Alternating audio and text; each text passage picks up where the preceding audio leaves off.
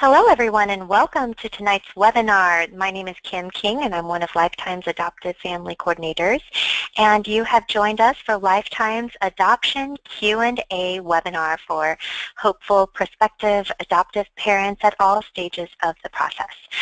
You are welcome to interact with us if you are attending the live event, and we always want to make sure that people have the opportunity to get their questions answered directly in addition to being able to attend these group webinars.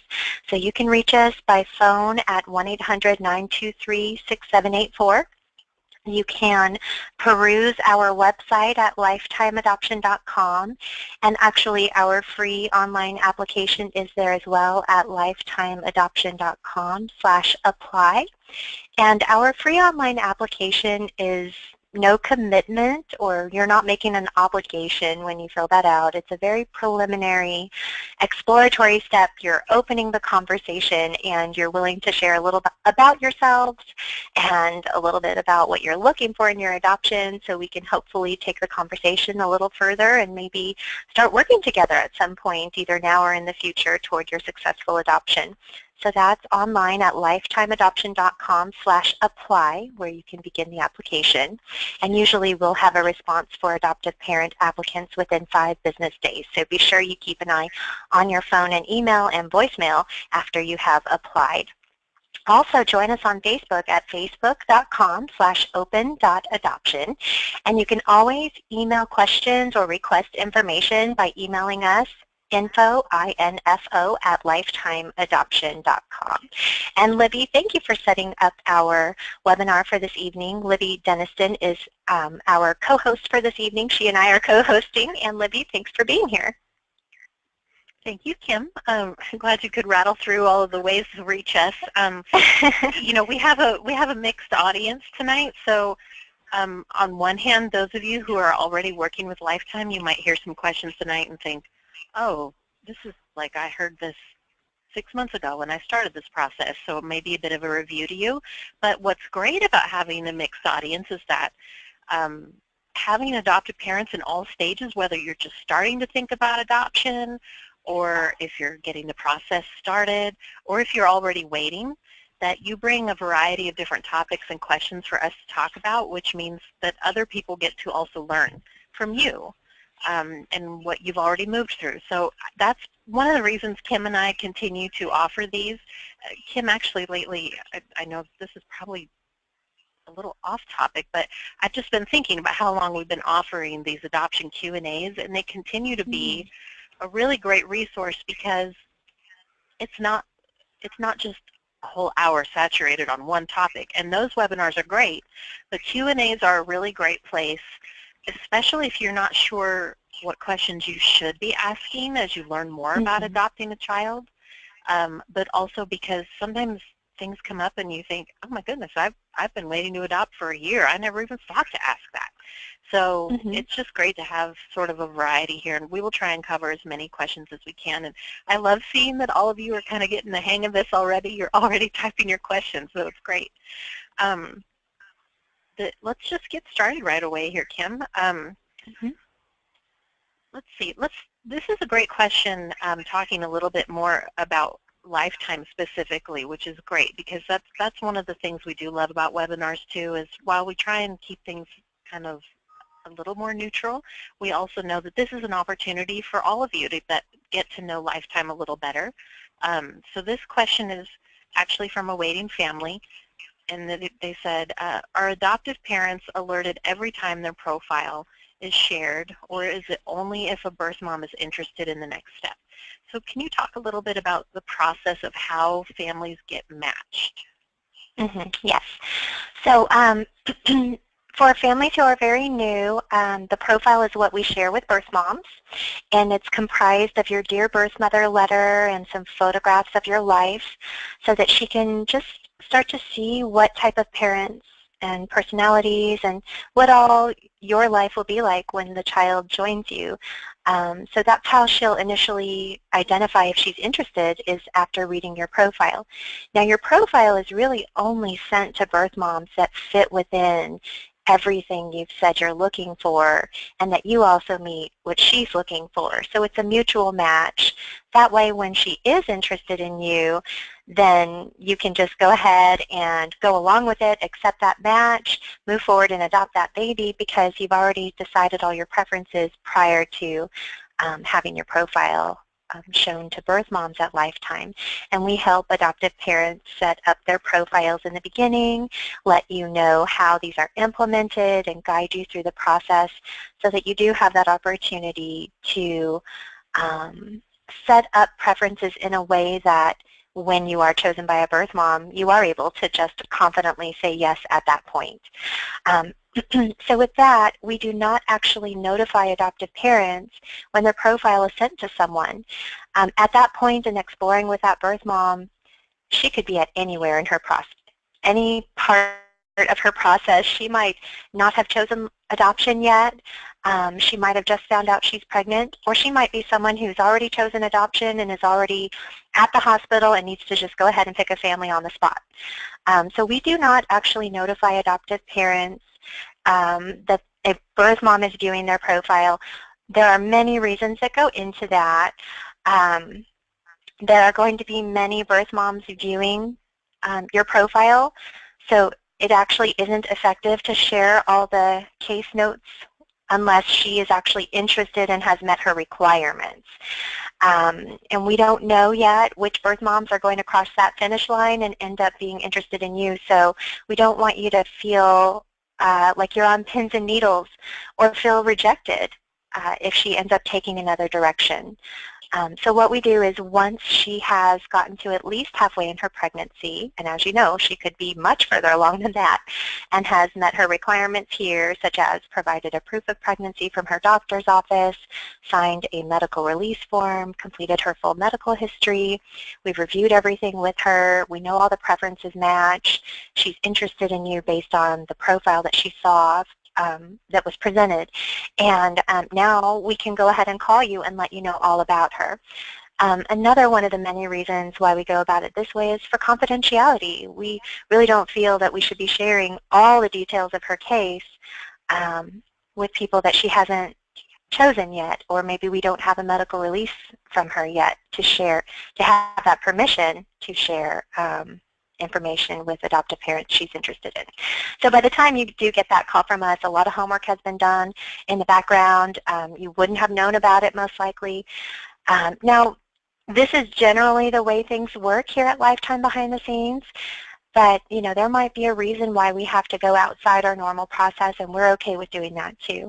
I know, Libby, you've thought of or had some experiences where we really had to go outside of our normal process, where you know, a birth mom had a question that wasn't obvious who met that, you know, or requests such as vegetarian families, or yeah, go ahead. Right, or really unique, you know, if it's some people will say, oh, I would gladly take twins, but maybe we get a call about triplets or a sibling group of 3 children, and we don't always know who's open to more than 2 kids, because that's not something that may come up a lot. So sometimes we will reach out and say, you know, I'm working with a woman, she hasn't decided to move forward yet, but before I show her profiles, I wanted to get, you know, run this by you and see if we should just offer her your profile. So there may be a time once in a while that Lifetime might reach out to waiting families just to get approval to present that profile, because it's a unique situation. But it's more common that adopted parents often wonder, well, I wish I knew who was looking at my profile, but I will say, working with the families, when they do know that a woman's considering them and then they hear nothing, they have just as much confusion and frustration, because then they're thinking, well, I've been praying specifically about her. I knew our profile was going to her, and still nothing has changed. So it can be just as hard for adoptive parents who know that their profile is going out a lot as it is for adoptive parents who, you know, are still waiting to replenish their profile supply. So these days, I will just share too that how do I say this? It's really important to keep perspective. I was thinking a lot about this earlier this week, and sometimes it's very easy for adoptive parents to feel, this is a little bit under the surface here, you're getting a little beyond the basics, but it's really easy sometimes, I think, for anyone who's choosing to pursue a path through adoption to have that insecurity and worry about, will I be chosen? And then when you're still waiting, it can start to feel like no one wants me and like a big rejection mark. But it's not like that. Waiting to adopt and waiting for a birth mom to choose you is not like putting your profile out there on Match.com and waiting for a date. These women are going through a lot, and if you knew the positive things that they have to think and say just by seeing your website up there, or the fact that you're just stable and ready to add a child to your life, these women admire so much. Even if they don't choose adoption, they still, it's, in all my years here, Kim, I mean, it's been over a decade. I probably could count on one hand, and not even counting my thumb, the amount of times I've heard actual negative feedback from a birth mother about profiles. It's just usually that these women are taking their time to decide what's right. And that is to the benefit of every adoption match, the fact that she has the space and the time to decide which family is right for her baby and to not feel pressured into it has to happen within this time structure. That usually means it's more likely to happen. Mm-hmm. And there are other organizations with a different approach to this. There are places where you have to look at a listing or emails that come to you and review a little bit of maybe some just basic notes and decide if you want to be presented to that birth mom, and then notify the organization that, yes, we are interested, we want to be presented. Right. So then it goes into that mindset like Libby's describing. Now you're waiting to find out what she's going to do. And what about her? What happened? Right. But then also you're stuck having to monitor and possibly miss an opportunity. And over time, when, you know, on average adoptions take 6 to 18 months, that can be a lot of pins and needles and kind of leave you feeling shell-shocked in the end. Especially if nothing has come of any of those that you've wanted to be presented to.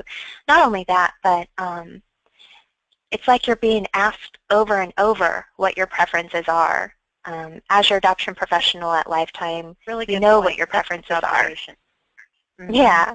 So when people have to keep saying no to birth moms, like in other organizations, I'm thinking that must feel horrible, having to be approached by your coordinator with all these different birth moms that don't fit what you're looking for, and you keep having to say no to being presented and turn down, I'm doing air quotes here, quote unquote, opportunities, when they're not really opportunities if they don't match you, so what you're open to.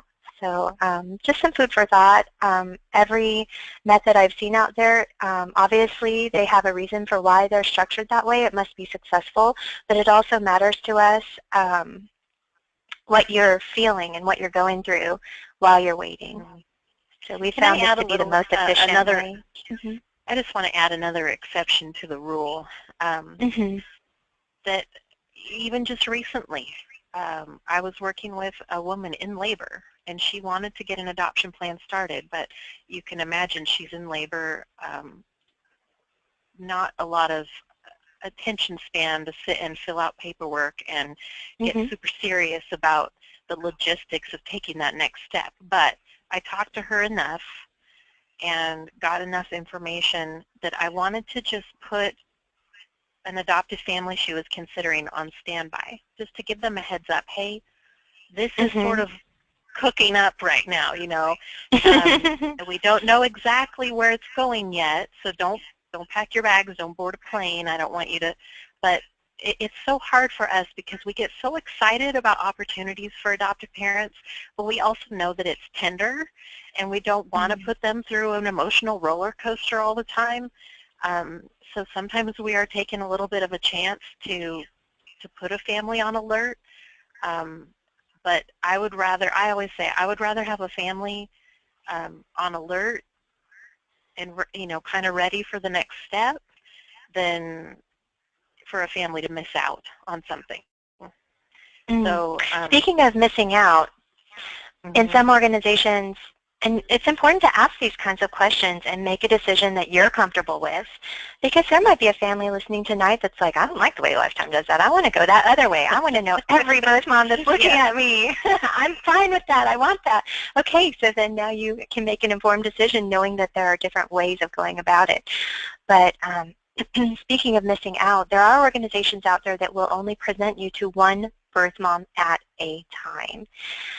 At Lifetime, we operate in what I consider a multi-streamed format.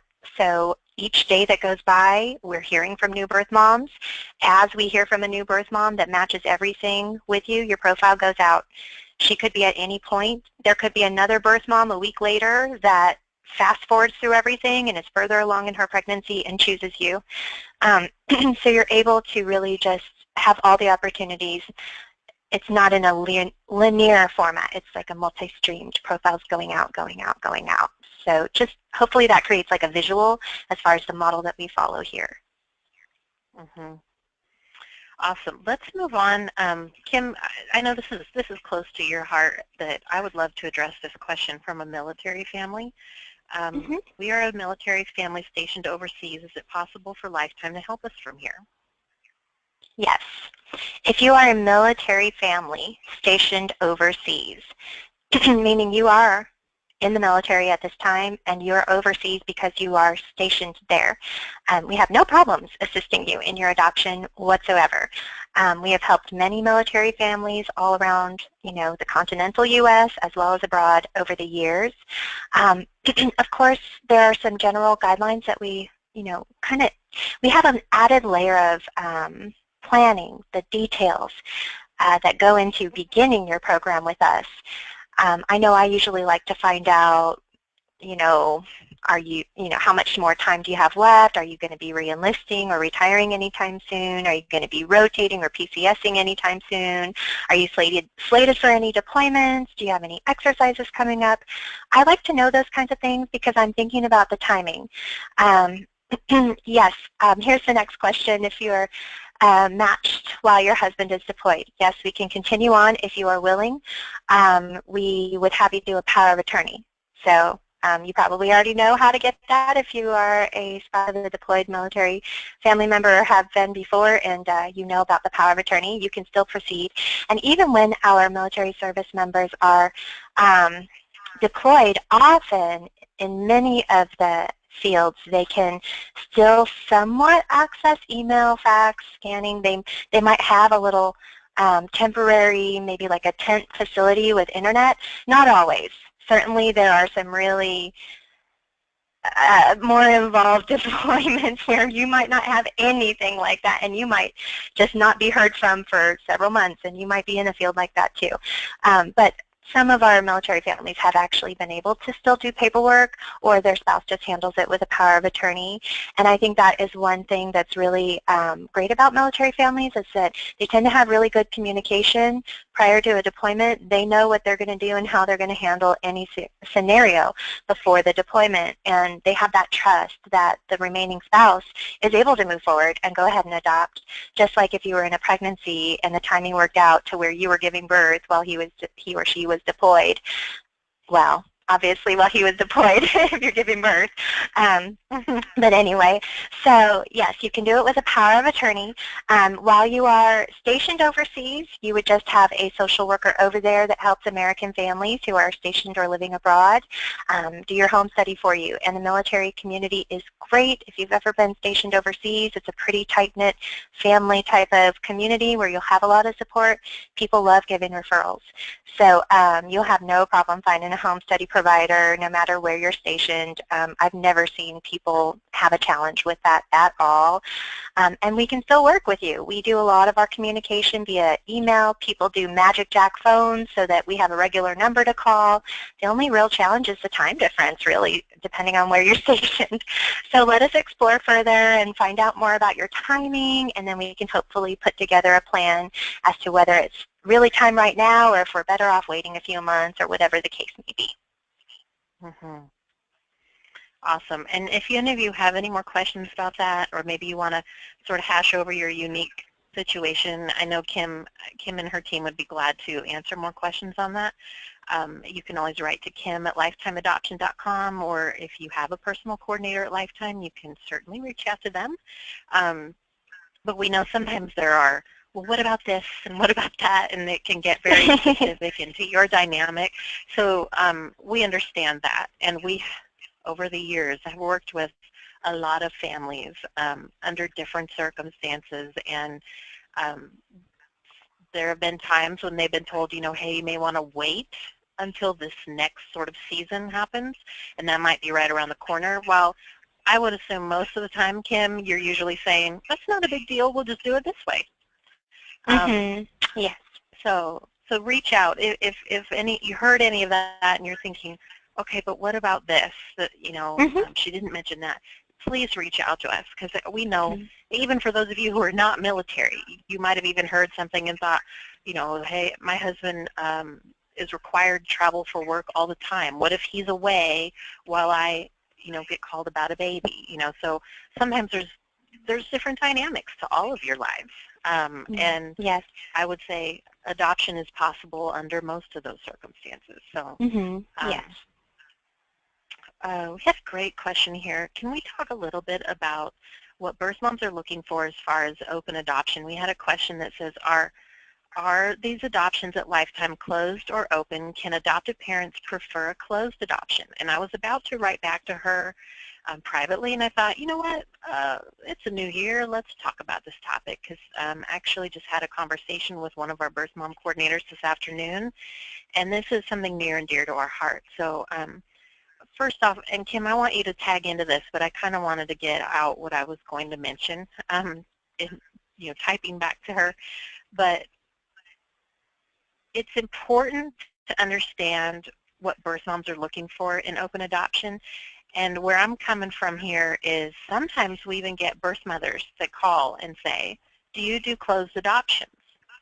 And our answer is, what are you looking for in your adoption?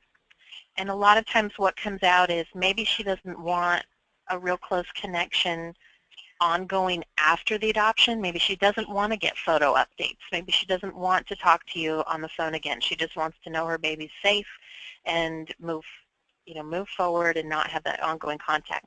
Our next question is usually, okay, do you want to choose your baby's adoptive parents? And almost always they say yes. So that right there makes it an open adoption, because she knows who adopted her baby. And then from there, every adoption, this is why I love adoption story webinars so much, they all look so different. Sometimes you'll hear adoptive parents talk about, well, you know, when we first got to know her, she said she was hoping that we'd have contact in this way, you know, share photos quarterly, or have phone calls every couple months or something for the first few years. But after 6 months, we never heard from her again, and our emails bounce, you know. So sometimes it ends up that she just decides, I'm okay. I know my child is safe and loved, and I don't need this contact anymore. Other times it might start out, this is also common, where a birth mother may be really nervous about what would it be like to have a relationship with adoptive parents afterward. Would that be hard? Would that be too hard on me emotionally? Could I heal? And so then they might think, well, mostly I just want to know my baby's safe, and I don't want contact.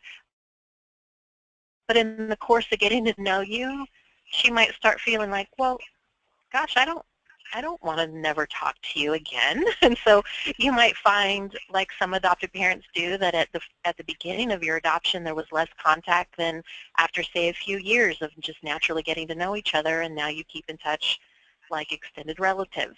So really it varies. But I will just, I guess, Kim, the short answer to that question would be Lifetime promotes and we advocate for open adoption, because there are so many benefits to all parties involved.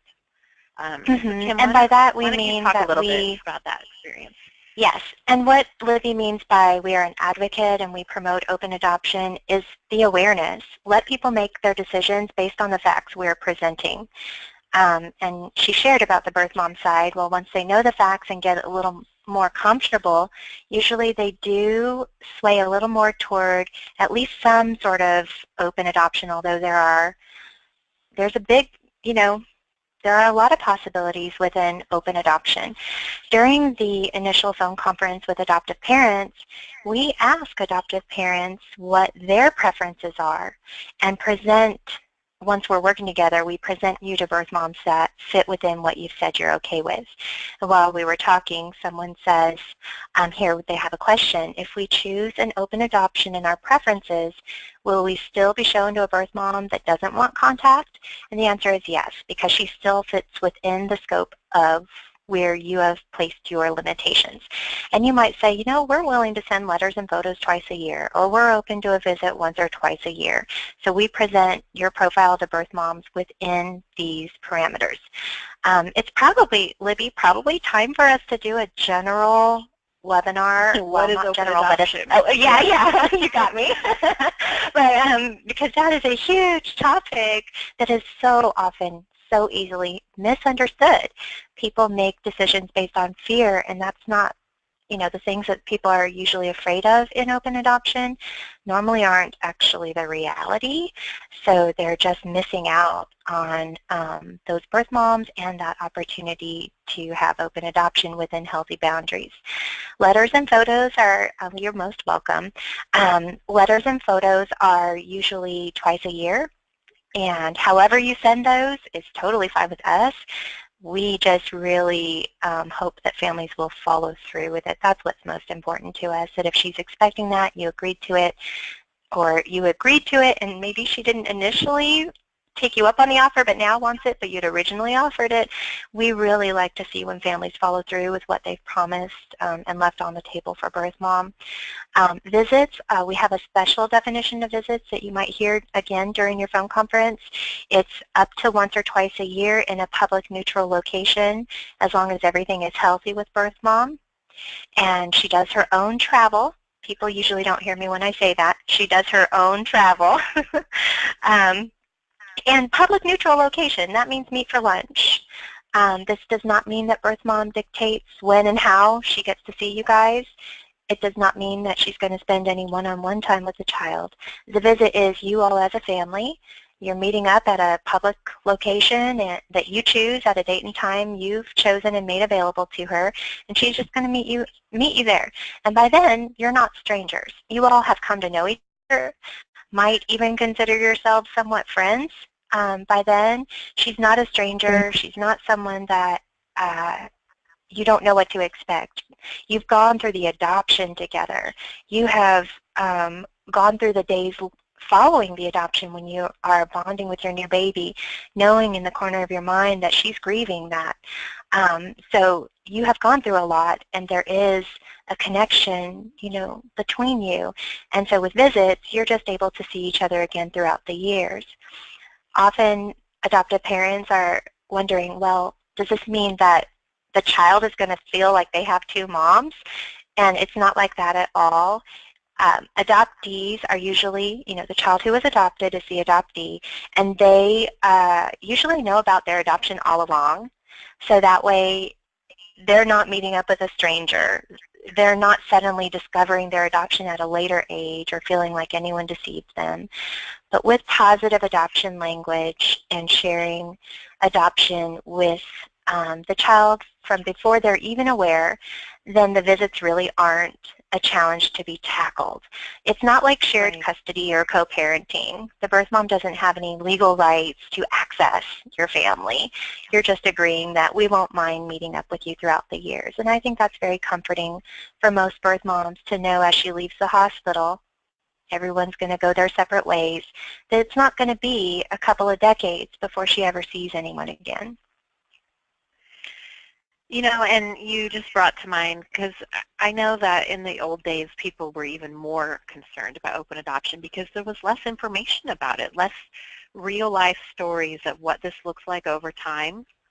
And that, I think, is the greatest blessing of what we have with media today, and people just feeling more encouraged to share their real life stories to help others know how personal open adoption can be, that honestly, more often than not, the adoptive parents are contacting us saying, we haven't heard from her in a long time, and we were just worried about her and wanted to share a few milestones with her. And so you, I will say, as the adoptive parent, will probably surprise yourself as you get to know one specific birth mother. Now, this would be different, Kim. I would say if you were getting to know, say, 12 to 20 different women, and then Mhm. having to feel like I need to have all these deep conversations about ongoing contact, that would be really intimidating, and you probably would be more guarded. That would be normal. Mhm.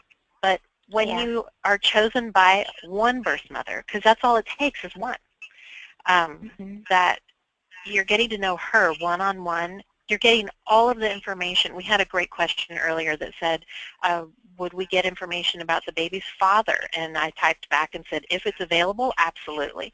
And honestly, more and more birth fathers are helping with the adoption planning, which is awesome because now you get even more information and background to your child's story. Mhm. But here's a great example. And I know that most of the time, we're reassuring adoptive parents that having a visit with a child's birth mother, it's as much her responsibility as it is yours to keep your commitment. But it doesn't always have to feel like work. If you travel a lot, let's say you're a family that loves Disney and let's say you live in Georgia and you love to go to Orlando all the time. Maybe twice a year. You get season tickets, maybe even go down a few times a year. And you're always going to Disney. And maybe your child's birth mom lives somewhere, maybe not directly in the vicinity, but maybe towards the coast or, a little bit more inland or something like that. You might think, well, we're going to be in the area. Let's just Mhm. tell her, hey, we're going to be in town the week of this, and would you like to get together for lunch? And you have your visit with her then. Um, so sometimes it works out that way. Other times, I remember I worked with a birth mother who was a trucker, and she she usually knew her route, so ahead of time. So months ahead of time, she'd be telling her child's adopted parents, hey, I'm probably going to be coming through your part of town, like your part of the country, not even town really. You want to come meet for lunch or dinner when I'm in town? And so it just sort of worked out. Another great story we have is Tony, adoptive mom Tony, shared her story a couple times on our webinars, and her daughter actually went to college sort of within the vicinity of where her son's birth mother lived. So anytime that she went to visit her daughter, she would just make an arrangement to go visit her son's birth mom too.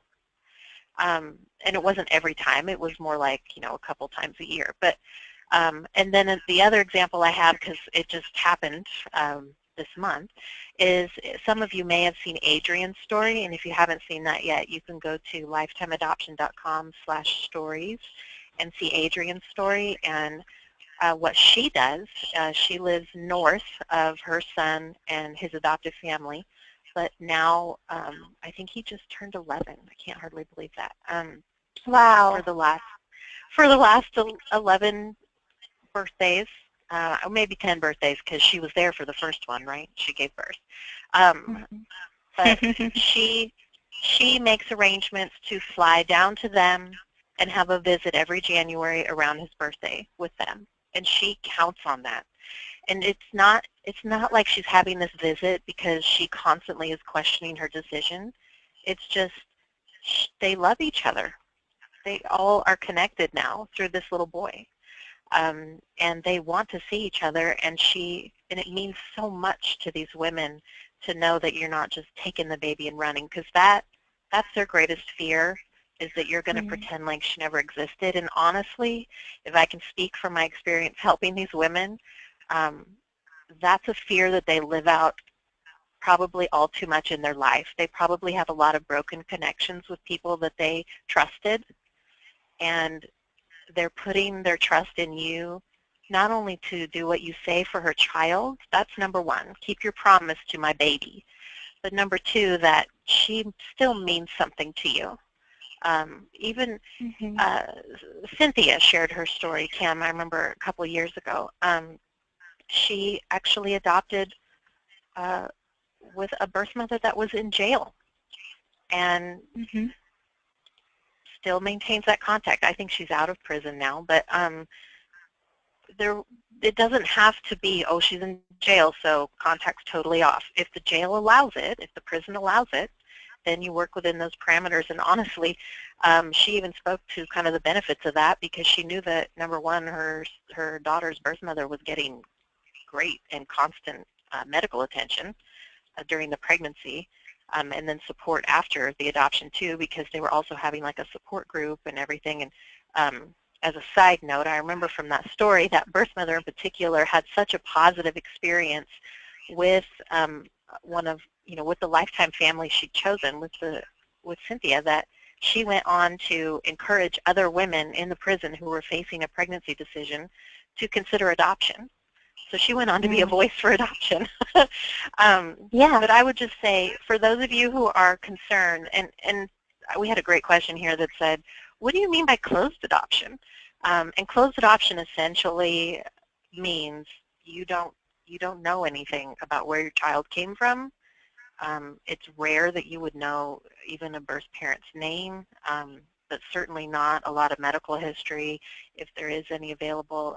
A lot of international adoptions at least used to be closed. I've heard that some of them are becoming a little bit more open as far as they know more about the child's background, but you still probably won't have a connection to that child's birth parent. And open adoption could be any one of these kind of different stories we've been talking about. It. Open adoption to me is just the opportunity to create a personal relationship of varying degree, person to person, with your child's biological relative, with that mother. But also these days, we just had one this weekend, Kim. I was on call Saturday night, and Saturday daytime, we got a call from a woman in labor, and her mother was with her, completely in support of adoption. And she was actually sort of the point of contact because her daughter was in labor and going through all of that. But we know that that open adoption because the birth family was all just rallied around her and in support of this, that the adoptive parents they got to know a lot more than just birth mom and birth dad, which is a Mhm. huge blessing. And that can come to later in life. If something comes up, well, Kim, you and I are both about the same age. I mean, there's a lot more we know Mhm. about our family medical history now than, say, even 10 Mhm. years ago, because when you're in your 20s, quite honestly, you don't really know yet to ask your parents certain questions about their medical history. But you get a little Mhm. older, the first time a doctor takes your blood pressure and says, that seems a little high, then maybe you start going home and saying, hey, does this run in our family? And so there could even be information that your child's birth family learns after the adoption even takes place. Like if someone Mhm. gets breast cancer, they may Mhm. call and say, hey, I just want to give you a heads up. My aunt is going through breast cancer right now, and I just thought that you might want to add that to the medical history, Mhm. for them to be able to tell their doctor as they live their lives. Or Um, thyroid problems that don't pop up until yeah, later, decades diabetes or later. something like that. Yeah, Yeah. Mhm. but it's not like I can't think of one situation where it's been, that scary scenario that people fear. These women will Mhm. actually say, going back to this weekend, the one that I helped with, it was of utmost concern and priority to this whole birth family that they be reassured that the adoptive parents could bond with the baby and leave the hospital with him, because they weren't prepared to be mom and dad. They weren't prepared to take this baby and be the full-time guardians. They want you to do that. So they usually, birth families and birth parents are usually very respectful of your role as mom and dad. You're Yes. the mom and dad. Mhm. And they don't they don't want to cause anything. I will talk to lots of birth moms, and they usually all express the same goal of, well, I just don't want anything to be confusing for my child. And I think that's because a lot of times what they're seeing are more like interfamily or inter-circle adoptions, like, well, my best friend raised my baby, and my baby doesn't know who's the mom. You know, because there's this confusion. It all overlaps so much, and the baby's raised by, say, 3 different women that could all be mom. Open adoption is not like that. It's very clear. This is my mom and dad. This is where I came from, and our family loves them, but that's not, you know, that's not mommy per se. You know, I'm not taking orders from birth mom. So I hope that helps sort of touch on. I think you're right, Kim. We probably will have to do something. Yes, like, I think it's time. It's been a while. Or something. We've been relying on the recording long enough. We need to do another one. I love this question before we wrap it up. And again, I was going to type, but I figured let's just say it. This said, if we are open to an open adoption, would we still be presented to a birth mom who just doesn't want ongoing contact? And the answer is absolutely. So if you're open to an open adoption, but she's not looking for that, you would still be presented to her. Because what's really cool about that is that she also knows that you're open, so that in the event 5 years down the road, when maybe her life is a little more stable and she feels more emotionally healed, she might be curious. Hey, I'd love to see a photo of how you're all doing. And that you would provide that. You wouldn't just say, nope, you said nothing, and you get nothing, you know. So it's reassuring to her to know that you will do what she's comfortable with. This question says, what name do y'all encourage or advise for the child to call their birth mom? And I think this is very unique to the people involved and the child involved too, because usually it's something having to do with her name or a nickname that has developed in their relationship between the adoptive parents and birth mom. So it's all really unique. It does seem to vary a lot. I wouldn't even begin to say that there's a recommendation other than, okay, I will say this, Kim, other than please prepare as adoptive parents, whether you have an ongoing relationship with your child's birth parent, even if you, we had a great question earlier that said, what's the difference between, you know, we went through an international adoption before, can you talk about what the difference would be with Lifetime's process? And I'd love to get into that next if we can, but even if you have no information about your child's birth history, to still from an early age be talking to your child about how you became a family through adoption, so that when that child is 5, 6, 7, 10 years old, you're not in panic mode thinking, oh my goodness, I haven't yet even brought the subject to light. How do I break this to my child? So find a way early on, even if that name for that birth mom changes over time as the child learns to talk and you get maybe a more personal relationship with her, I would find some way to have a name for her. Maybe that's just her first name. We pray for Angel. You know, every night we pray for Angel. And then maybe eventually your 2-year-old will be like, Mommy, who's Angel? Why do we pray for her all the time? And you'll say, you know what, we love Angel because you grew in Angel's tummy. And it just becomes a natural part of embracing your family's story. And that becomes an age-appropriate discussion, too. I've heard from a lot of adoptive parents that praying for a child's birth parents is one of the easiest ways to talk with them about adoption in a natural, not sit down and have a conversation kind of way early on. Right. But there are a lot of really great adoption children's books, too, that also talk about tummy mommies and birth moms and angel moms and first moms, you know, so I would just encourage you, even if you don't have an official name, just plan on calling her something, even if that's just her first name or initial even, you know, we pray for A, you know, or something like that.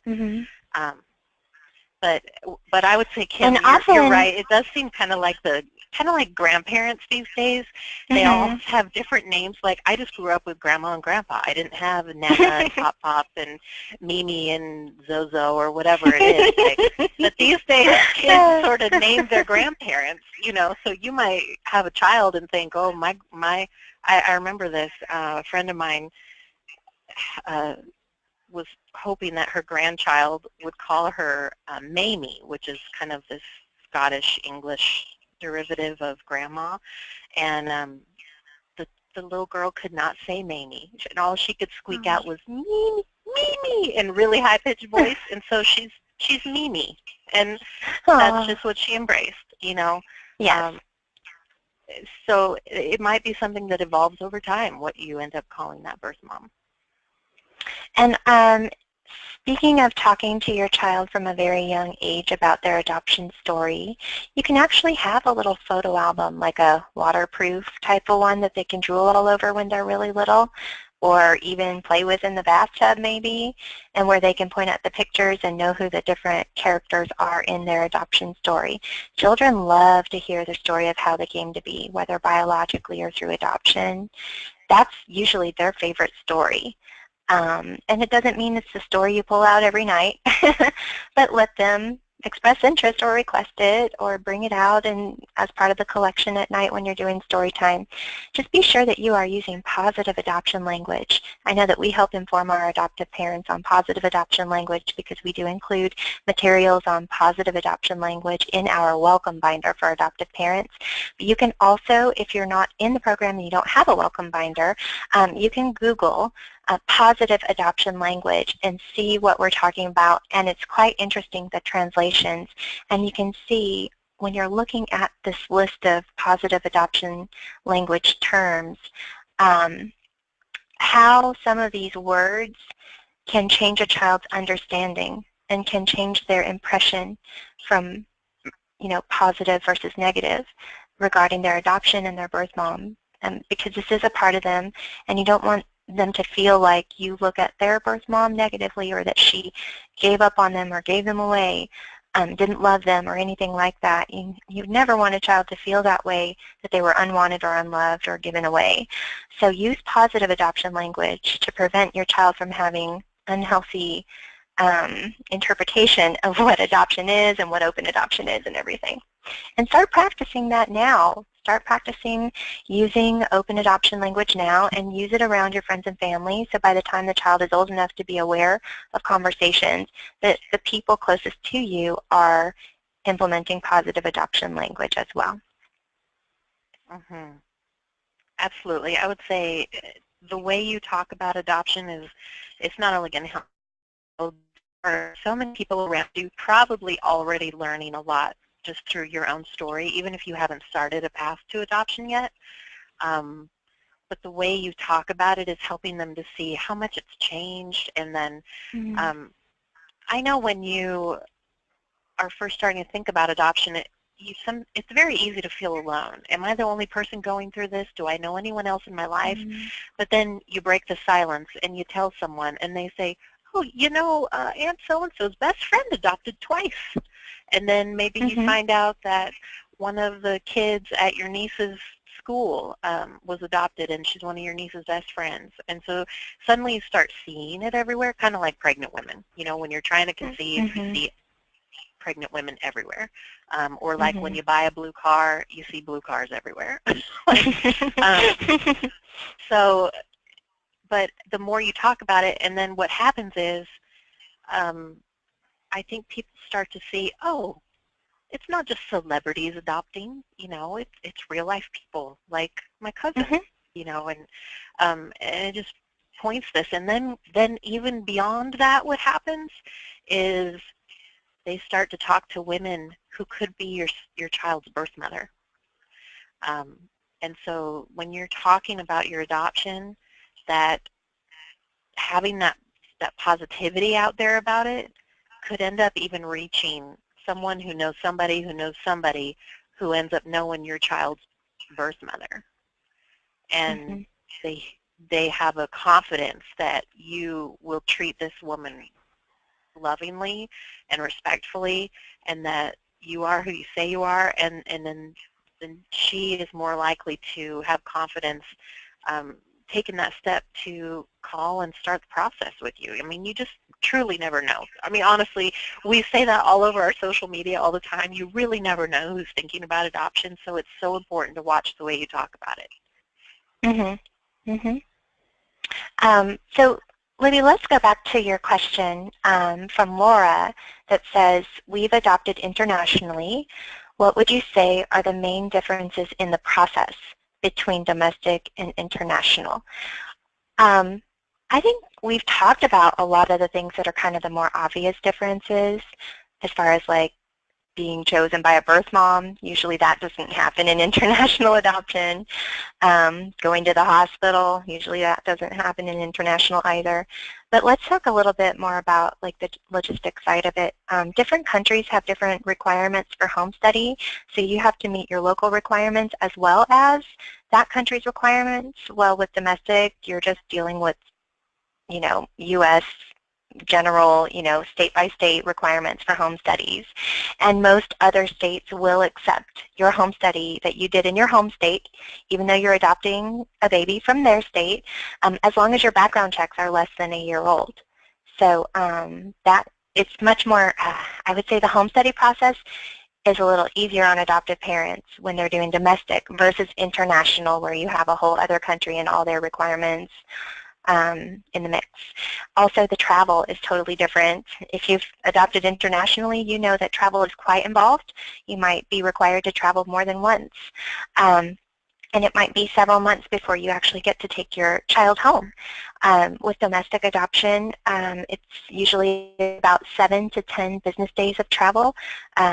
Basically, you're just waiting in that birth state before that state gives you clearance to travel across state lines, or gives the child clearance to exit that state and enter your state.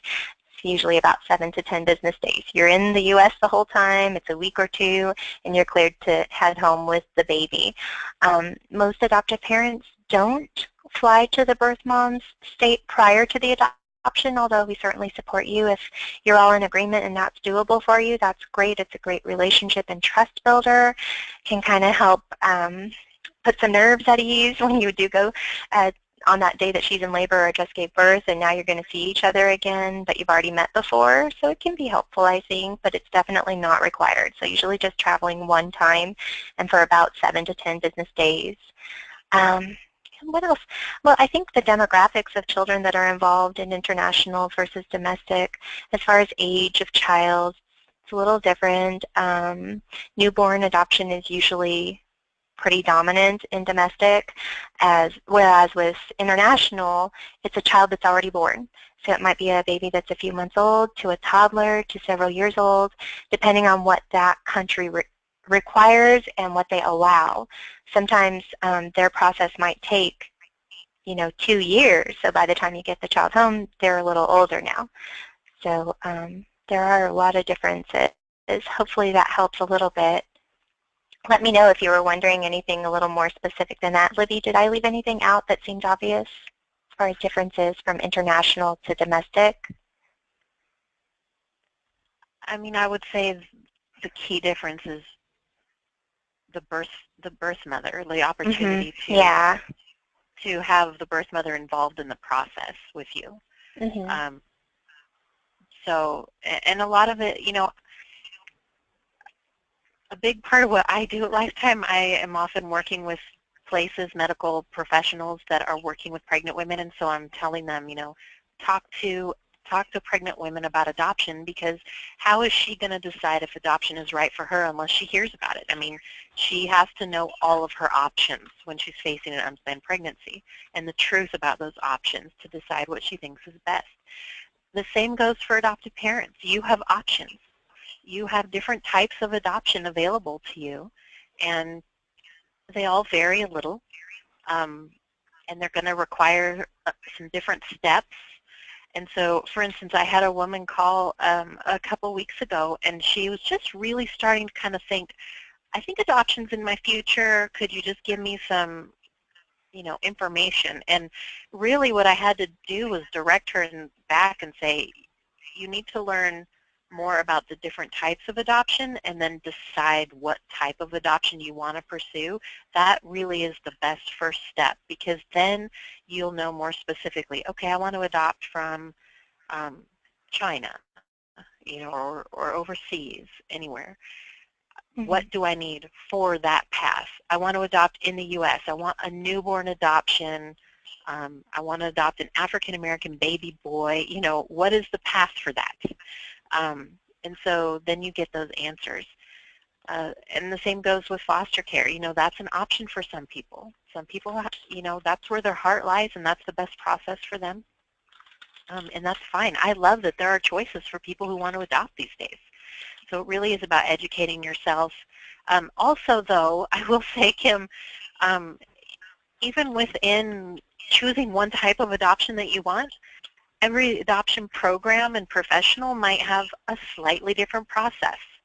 So you want to make sure, what are my needs, what are my goals, and am I working with someone who's helping me reach that? Yes. And you know what, Libby? For many adoptive parents seeking domestic adoption, one of their needs is to make sure the birth mom's needs are met. And that's very important to them, and they want to know, well, what services do you offer for these women? How are they treated? Does she really get a say, or is she pressured in any way? Many adoptive parents are now very conscious and aware of that, and that's important to them, that not only is their experience as positive as possible, but also that the birth mom is cared for. Absolutely. And we're having some really great questions, Kim, from families who are in the application process. And I was just thinking, if any of you have questions, whether you are already contracted or if you're just moving through, say, applying, and maybe you found out recently that your application was approved and they wanted to schedule a phone conference with you, or maybe you already had your one-on-one phone conference and you're kind of wondering what's next, please remember to reach out to us. You can even reach out to the person who did that phone conference with you, or to your personal coordinator at Lifetime. If any of you are already working with someone at Lifetime and you're feeling in the dark about what to do next, it could even be, I sent Patty, my coordinator, my home study, how do I know if she got it? It's always good to just follow up. Hey, did you get that? And I will tell you, if Patty got it, she called you or emailed you and let you know. So if you didn't hear from her, she probably did not get it, because we are really pretty responsive. Yeah, people I think sometimes people get a little spoiled here, because when you really think about it, Libby, in a lot of organizations, it's common not to hear back from your point of contact for a week or two, whereas we strive to respond within 1 to 2 business days. So our families, if they don't hear something right away, they might wonder, well, is everything okay? Because I emailed you an hour ago. Because they do tend to get responses pretty timely here. So, and that's why webinars are a little bit of a hard place to answer specific, questions related to your file. So I don't want any of you to feel like, well, gosh, I asked this and I don't know what to do next. Just remember There's to so many, yeah. If you're not sure, you can always write to adopt@lifetimeadoption.com. Say, hey, this is my name. I'm not really sure who to send this to. This is my question, and we'll get it to the right place. So if you're ever not sure, but I will say that is a huge priority to us. Like you said, Kim, the responsive, and anytime you reach out to us, even if it's for the first time. If you're a person tonight and you're thinking, yeah, I'd like to talk to them, maybe I'll give them a call tomorrow, and tomorrow you call in, and then you get to next Thursday and you're thinking, I never heard back from anybody. They're total jerks over there. I would say please follow up again, because that is highly unusual. Something could have happened. A wire could have crossed. It could have been you dialed the wrong place and did not leave a message for Lifetime. Right. Anything can happen sometimes. So if you're ever concerned, whether you're already working with us or you're just getting to know Lifetime, communication is a big deal to us. So please don't hesitate to follow back up if you are ever concerned that you did not hear back like you expected. But I would also say, you know, have reasonable expectations. If you email somebody and you call within 5 minutes, you may want to give her a little time to read the email and see what Yes. but but as you can hear too, we also try not to take ourselves too seriously, and we make ourselves, I hope, easy to talk to. So with that, I do really want to encourage any of you with questions, even if you're thinking, oh, I'm too embarrassed to bring that up, or it's such an odd circumstance or situation, I'm not even sure it matters. Please ask it, because I what'll agree. happen, you will get information and clarity and probably feel a little bit less like you're just alone in that and that you're the only one. We have heard a lot. Everyone at Lifetime has helped with a variety of backgrounds, and we all know that whether or not you're coming from a place of infertility or miscarriage or anything like that, if adoption is on your heart tonight, that's an important call to carry forward. And we understand that. It takes courage for birth moms to call, but we also know it takes courage for adoptive parents to go out on the limb and start learning more and to take the next steps in pursuing that calling. So we know that it's sensitive. It's unlike anything, I would say it's unlike anything else. So we really try and make everything as personal as we can so that you're getting the direction and the help you need for your adoption, not just for 9 out of 10 adoptions. So, Kim, you want to review once more before we wrap up how someone can reach out to us if they have any questions? Yes, so you can reach out to us by phone at 1-800-923-6784 or the regular office number you normally use if you've already been in contact. You can reach us there and just give us your full name, and if it's your first time calling, of course, let us know what state you're in so we can give you any specifics pertaining to your state. And then just say that you're calling with some questions. And let us know if it's your first time calling or you recently applied, and that'll help us understand where you are in the process if we're just getting to know you. So you can call us or email apply, APPLY, at lifetimeadoption.com. We have a variety of emails that you can get to, like Libby said, adopt at lifetimeadoption.com. We always make sure all the emails get to the right person who can give you the right information that you're looking for. Facebook, facebook.com/open.adoption. Facebook will help you stay plugged in on a regular basis between the webinars, between the monthly check-ins, and between the steps of the progress that you're making. It's a positive, healthy place on our Facebook page, and you never know what tip or encouragement you might come across that might really impact you in your personal journey. So join us on Facebook at facebook.com/open.adoption.